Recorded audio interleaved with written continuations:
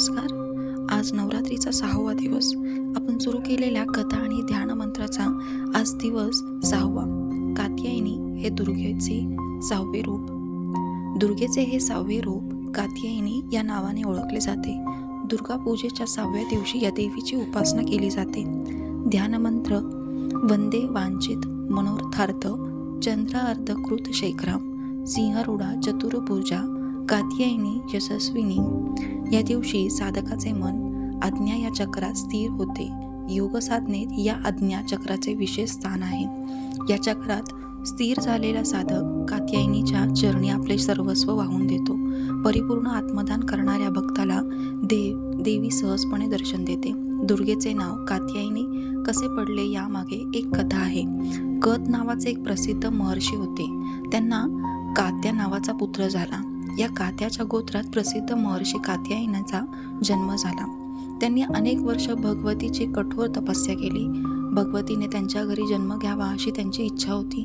भगवतीने त्यांच्या या प्रार्थनेत स्वीकार केला. काही काळानंतर जेव्हा महिषासुराचा अत्याचार पृथ्वीवर वाढला तेव्हा ब्रह्म, विष्णू आणि महेश या 3 देवतांनी आपल्या तेजाचा काही अंश देऊन महिषासुराच्या विनाशासाठी एका देवीला उत्पन्न केले. महर्षी कात्यायनाने या देवीचे सर्वप्रथम पूजा केली, म्हणून या देवीला कात्यायनी देवी असे नाव पडले. आश्विन कृष्ण चतुर्थीच्या दिवशी या देवीने महर्षी कात्यायनाच्या घरी जन्म घेतला होता. सप्तमी, अष्टमी आणि नवमी हे 3 दिवस महर्षी कात्यायन यांच्या घरी पूजा ग्रहण करून दशमीच्या दिवशी देवीने महिषासुराचा वध केला होता. अशी ही कथा पुराणात आहे. कात्यायनी अमाप फलदायक आहे.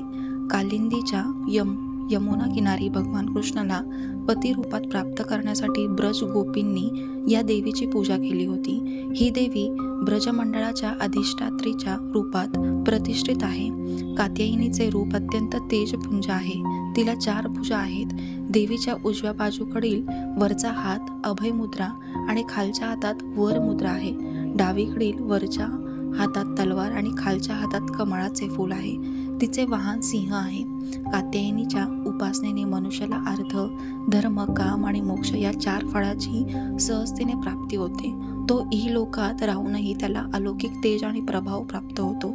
जो व्यक्ती मातेची मनापासून पूजा करतो तो रोग, भय, दुःख आणि संतापापासून मुक्त होतो. 7 जन्माचे पाप नष्ट करण्यासाठी मातेला शरण येऊन तिची उपासना करणे आवश्यक आहे.